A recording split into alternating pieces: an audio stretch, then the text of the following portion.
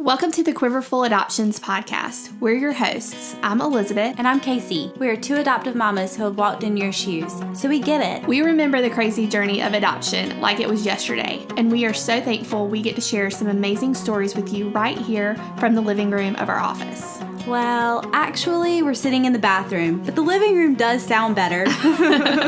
Anyway, none of that matters. We're glad you're here. So grab a cup of coffee and join us as we dive right in. Hey, friends. Hey, guys. Super excited to be here today. Yes, we're over here planning the Promise Summit. Casey, share with our listeners what the number one question that we've had so far about the Promise Summit is. We've received a lot of emails from people asking if they can come to the Promise Summit without their spouse. And the answer is absolutely. We have created the tickets price per person, so feel free to bring your spouse, or if you can't bring your spouse, bring your girlfriends, or maybe you just want to make this an alone trip where you maybe set up a time to go to the spa or get a massage or even eat dinner alone, because how glorious is that? Amen. So you can find out more information about the Promise Summit on our website at thepromisesummit.com or on Instagram at The Promise Summit. But I will say hurry and purchase your tickets because we've already sold 100. So space is super limited. Yes. That's super incredible. I'm so excited. We have really amazing speakers lined up for this event. Yeah, it's going to be great. But today we've also got an exciting podcast scheduled for you. Casey, tell us who we're talking to today. Yeah, today we're talking with Mallory Fogas. She is an adult adoptee, or partial adoptee as she terms it, and she is the founder of Arrow en Route, which is a profile design company built to serve hopeful adoptive parents. She lives in Georgia with her hubby Josh and their son Gray. She has 5 adopted siblings who all rock an extra chromosome. She sounds like so much fun. Yeah, I'm excited. And y'all can go ahead and go check her out on Instagram at Arrow en Route. So stay tuned, turn your volume up. This is going to be a great podcast.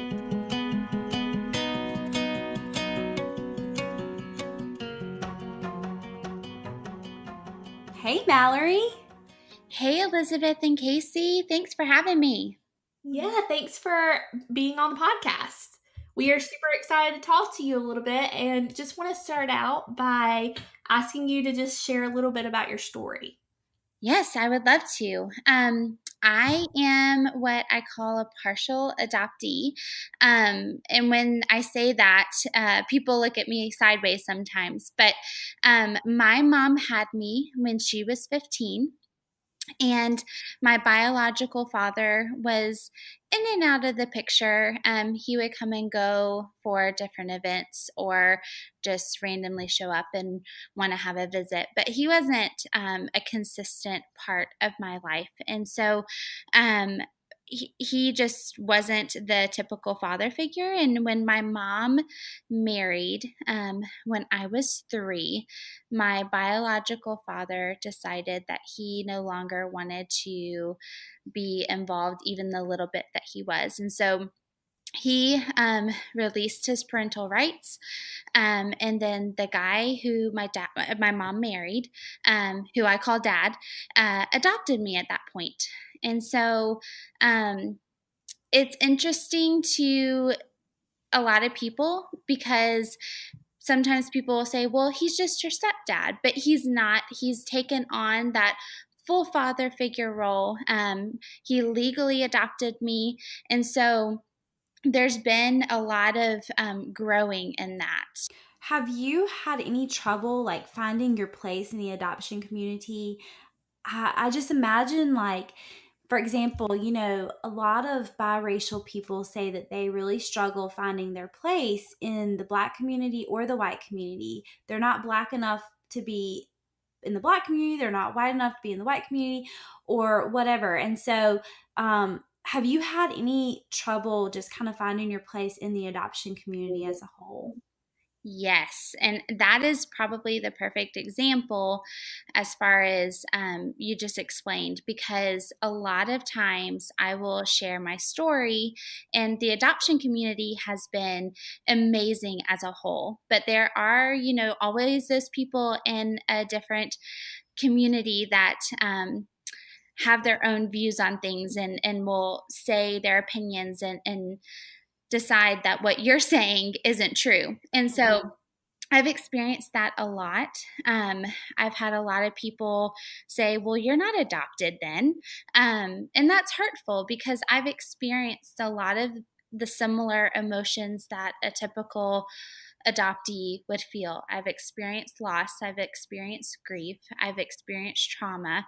I've had to see a counselor for just the whole situation as a whole so that I can work through that. So it has been an interesting road. I just recently started sharing my story publicly in the last 6 months, and there's been some awesome cheering on from the adoption community, and there's been some really negative pushback. So I've had to grow some skin for sure, toughen up a little bit, but and realize, this isn't just my story. God wrote this story, and so I'm able to share it and share the truth around it, and people can take it or leave it.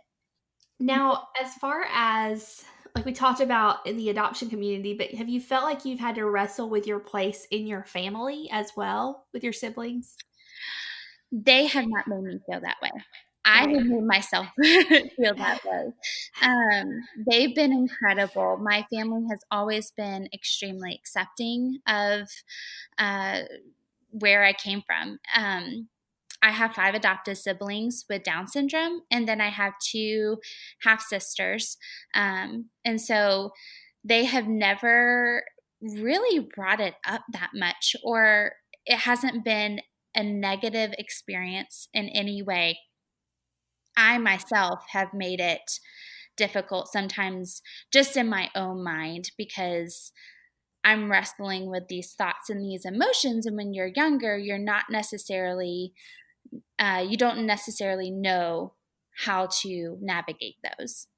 I'm sure that, like, going back to the adoption community, what I keep imagining people saying is, "You're not adopted enough." Like, Yes. you're only half adopted or whatever. And well, you kind of like led into that a little bit too by calling yourself a partial adoptee. And so, have you like what are some of the things that the adoption community is saying about partial adoptees coming forward and taking place in the adoption community? I would say the biggest thing would be you're not adopted enough or you're not truly adopted. I've had some people say, you don't need to be sharing because you can't speak into what an adoptee truly feels. And so there's been some hurtful comments such as those. Yeah, I think that the big thing right now is just allowing everyone in the adoption community and reminding everyone in the adoption community is that with social media, we all have important things to say. And so, trying to I mean, also you can pick and choose what you hear, but it's very educational for especially an adoptive family. But I would think also for other adoptees and um, really birth moms, all members of the triad. I really feel like when you tune in to all different voices, you're actually doing yourself a service. It's a benefit to you as we grow and learn and are educated in adoption world. And so I think that that's just a great reminder to keep in front of us that there's especially the more we hear from different sides of the triad, there's going to be all kinds of different levels of different kinds of voices that are speaking.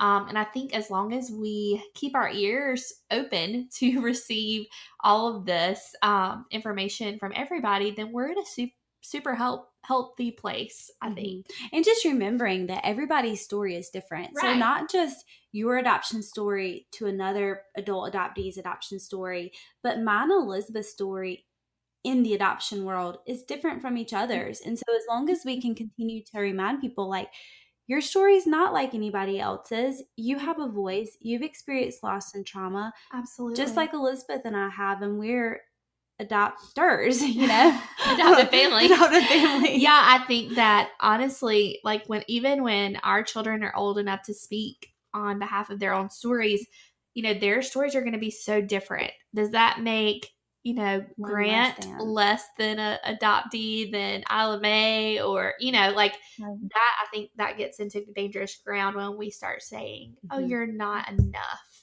of this. So I Yeah. agree. Not everybody fits a mold, and it's okay to be different. It's okay to have different truths and different stories, and that's what makes us all beautiful. That's what makes us all a family of God. And so it's just an amazing experience to be able to share.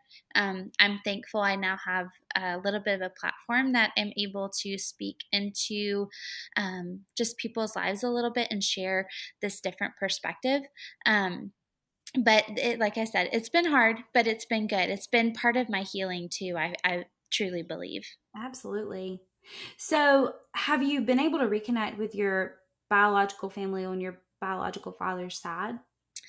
I have. Interesting enough. So, I used to work at a pregnancy medical clinic. And for those of you who don't know what that is, it's a pro life clinic where we help women with unintended pregnancies navigate their options for pregnancy. And then when I was working there, a guy walked in, and I didn't know who he was, but he introduced himself to one of our staff members as my brother. And that was a shock because I never knew I had a brother. I knew my story. My parents never hid that from me, but I didn't know that there was more to that story. And so I didn't know in that initial visit that he was my brother. The staff member pulled me aside later, told me that he was my brother, and that next time he came in, we started having conversation. And so my relationship with my biological family on my father's side began with him. So I had a relationship with him for probably about 4 months before I met my biological father. I really had hesitation in meeting him because of his past. There was some criminal history, some drug history, and I didn't know if I truly wanted to meet him because of safety levels. But after building that relationship with my half brother for about 4 months, and I actually had met his mom a few times. She owns a local restaurant, and so we would meet up there and have time to talk and build our relationship. And his dad, so my biological father, showed up one day without anybody knowing that he didn't know I was there. My biological brother and his mom didn't know that he was coming. And so it just kind of happened. And I met him, I guess this was probably about almost 5 years, probably 5 years ago. And we had a relationship. It was very surface level relationship. We would meet for dinner as his family. We would all meet for dinner. We would have occasional holiday at her restaurant, but I was never comfortable going to his house. So it was a very surface level relationship, especially with him. He didn't have the mindset. I honestly believe because of the drug use, he started at such a young age, and it went on for so long that I don't think he had the mindset to connect. And so once I started getting in a serious relationship with my now husband, we were on the verge of getting married and talking about family dynamics and things, I decided that I did not want him to be a part of my future children's lives. And to continue a relationship at that point was not beneficial for anybody because there was no depth to that relationship. And so I cut ties with him. And I still have I guess I could term it a social media relationship with my half brother. He never, he has a lot of issues he needs to work through as well. So he never had a full on relationship with me in a very deep way. And so we will check in occasionally on social media. I will see pictures of him, and he has a son as well that's actually 2 months older than my son. So we'll check in periodically with each other that way, but that's about it at this point. Yeah. So going back to whenever he found you, how did he find you working at the clinic? Was he there with somebody that was Yes. like trying to get a pregnancy test, or did he come there with intentions to meet you? No, he came there with another individual who is looking for our resources. So Okay. she actually came first, and then she knew who I was because it was always a conversation in their house Mm. about me. And so she knew who I was by my name tag, went back home, told him, he came for their next appointment, and then that's how it all kind of rolled out. I love how God I orchestrates those know. stories. That I is so know. cool. So Mallory, talk to us a little bit. So I know that you're going to be on our panel at the Promise Summit. And so I would love to just hear you speak for a minute on what our listeners can look forward to as far as the panel goes with you being on the panel. Yeah, I'm thrilled about being on the panel with some other really incredible birth parents and adoptive parents and adoptees. I'm excited to share a little bit about my story more in depth about connecting with my biological family and the emotions that have triggered in me, that were always an underlying issue but were surfacing when I was creating that relationship with them and since then. And so I'm excited to share about that as well as hear other adoptee and birth parent and adoptive parent perspectives. It's going to be exciting. Yeah, you've got a really unique perspective because you're also an adoptive sibling. And so just we're really excited to hear your perspective on all of that. So thank you for agreeing to be a part of the summit. Absolutely. How incredible is it too? Like, I would love to meet your mom one day because she sounds like an incredible woman. She got pregnant at 15, parented you and raised you, but then went on to adopt 5 children who have disabilities, who are children with Down syndrome. Yes, she is my hero. My mom is incredible. We've always been really close, I think, just because of her having me at such a young age. We had to bond together really quickly and kind of tag team life together. And so um, she has just watching her road and her spiritual faith with God expand and then her heart for adoption and my siblings coming into our family. It's been incredible to watch, and she's really, I would say, been the one to, besides God, to be the one to expand my viewpoint on life and on children and family and what that can look like. It's incredible. That's awesome. Well, tell us a little bit about you started Arrow and Root. So talk to us a little bit about it and kind of what sets it apart. Yes, so Arrow and Root started at the beginning, probably first quarter of 2018. So I have a son who is 18 months old, and I worked at a pregnancy medical clinic for 8 years. And when I had him, I was working there, I think, until he was about 9 months old. But he came to work with me, so it was difficult to be a full time mom and a full time employee at the same time. Um, I love my job, but I really wanted to be home with him. And so I came home with him and I started this business. And this business, Arrow and Root, is a profile book company.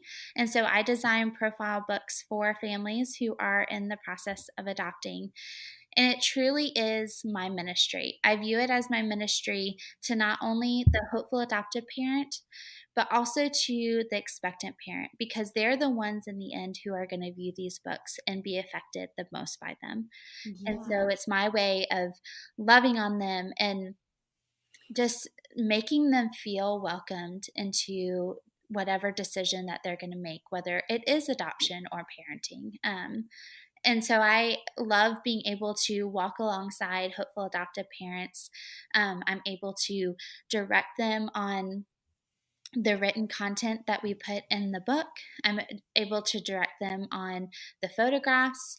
I do all of my designs from scratch. I don't use any templates or anything. So the design is specified for that hopeful adoptive family.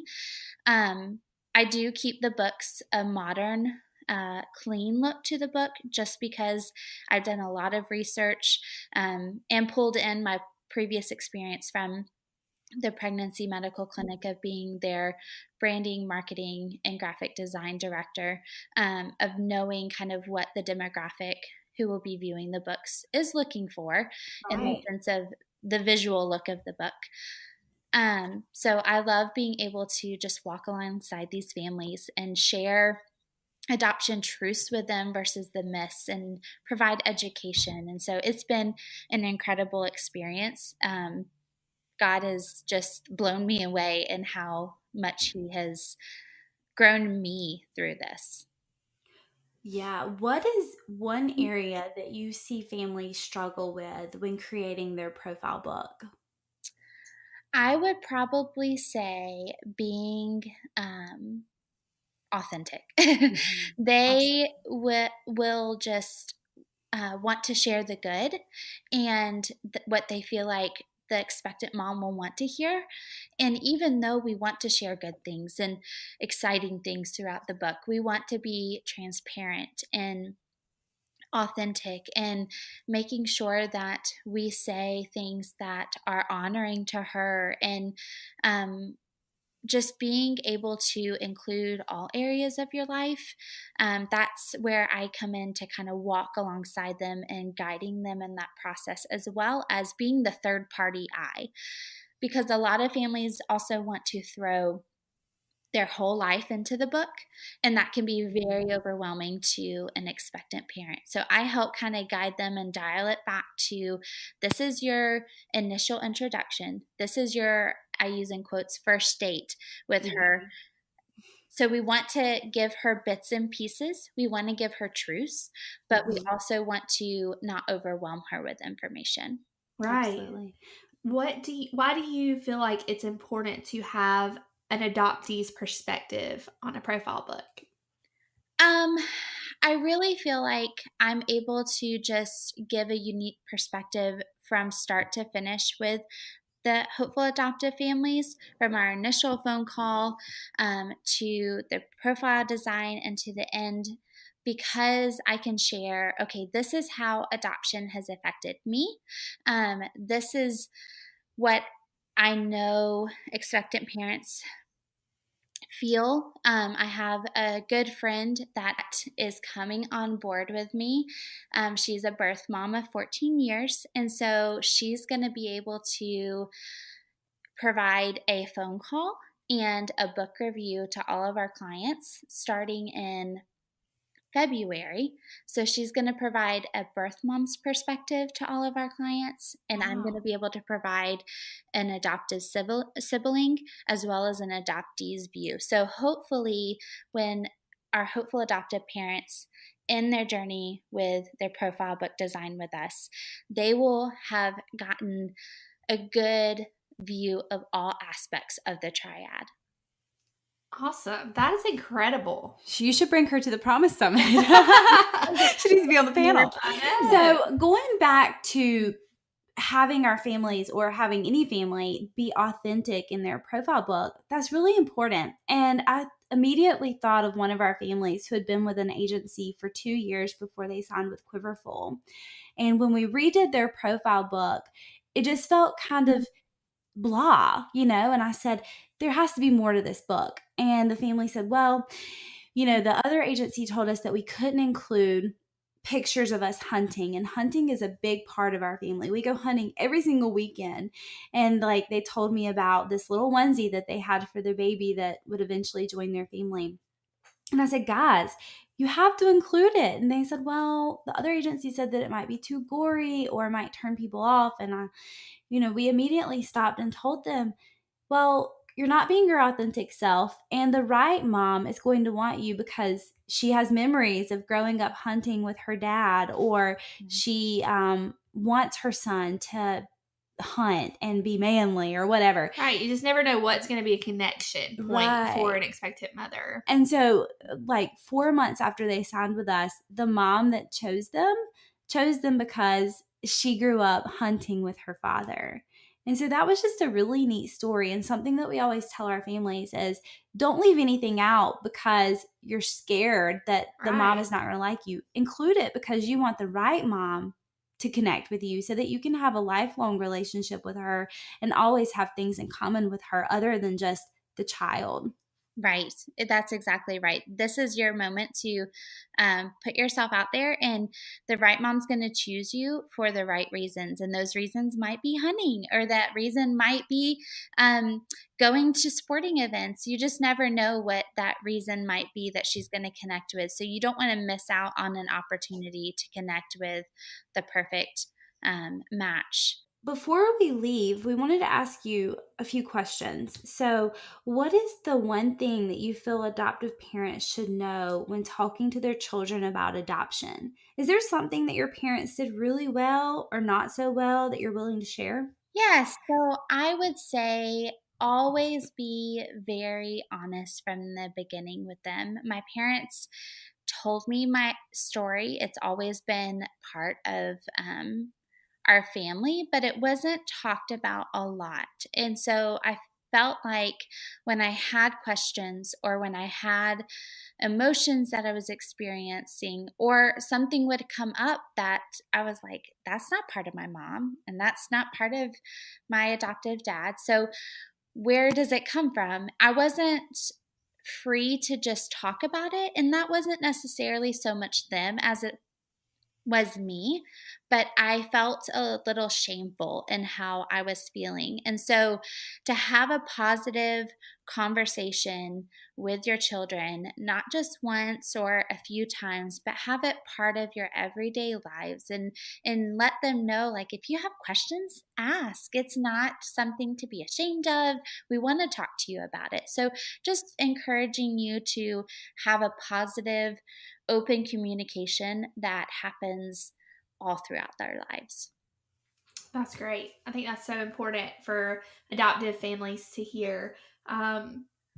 What do you feel like is one account on Instagram that you think everyone should follow? Or maybe it's more a book or blog post that everyone should read? I would say, and this is really hard, so I'm going to give you two, and I know that's not what you asked for, but they have a tie in my eyes, because one is Adopt Well, and one is Big Tough Girl, Ashley Mitchell. She's a birth mom.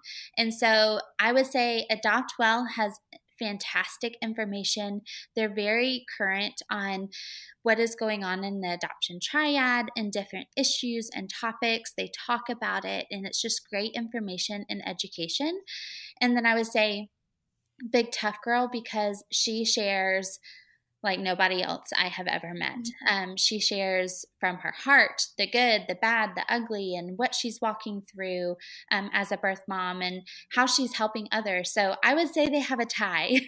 Yeah, we love both of those accounts. So those are two really, really great accounts, we feel like, too. That's Yeah, awesome. I agree. So, Mallory, tell everybody how they can connect with you. How can they follow you on social media? And if they're interested in your profile book design, how can they get in touch with you? Absolutely. I'm on Facebook and Instagram. I would say Instagram a little bit more than Facebook, but I'm under Arrow and Root, all spelled out. And if you want to see profile examples or other education, we also have a blog that we tie to our social media accounts that we try and help educate in areas of the adoption community or adoption triad that are hot topics right now. So we have those conversations going as well. But you can see those profile book examples on my social media, or you can visit my website at www.arrowandroot.org. Awesome. Well, thank you so much, Mallory, for being on the podcast. I can't wait for our listeners to hear your perspective and a little bit about your story. So we just want to thank you for being willing to be a part of this podcast. I greatly appreciate it, guys, and I'm excited to be at the Promise Summit. So if you want to learn more, come and see me there. Have you heard about the Promise Summit? If you are out there and you're listening right now and you are hoping to adopt, or you're an adoptive parent, or you're struggling with infertility, or maybe you feel called to adoption and you just have no clue where to start, then you need to be at the Promise Summit. Casey, tell us a little bit about what the Promise Summit is.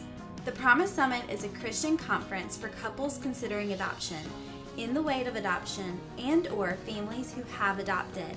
This event is packed with powerful speakers, incredible worship, and a panel that represents all members of the adoption triad, and is sure to be a weekend that you will never forget. Our hope is that you leave the Promise Summit forever changed and armed with the promises from God that will encourage you throughout your entire adoption journey. The Promise Summit will be held May 3rd and 4th in Greenville, South Carolina, and we would love to meet you there. You can find out more information at thepromisesummit.com or on Instagram at thepromisesummit.